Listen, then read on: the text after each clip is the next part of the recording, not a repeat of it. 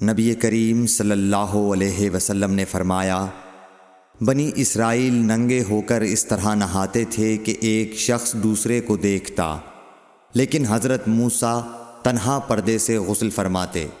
اس پر انہوں نے کہا کہ بخدا موسیٰ کو ہمارے ساتھ غسل کرنے میں صرف یہ چیز مانے ہے کہ آپ کے خصیے بڑھے ہوئے ہیں۔ ایک مرتبہ موسیٰ علیہ السلام غسل کرنے لگے اور آپ نے کپڑوں کو ایک پتھر پر رکھ دیا۔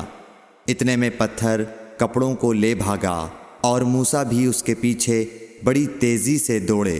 آپ کہتے جاتے تھے، اے پتھر میرا کپڑا دے، اے پتھر میرا کپڑا دے۔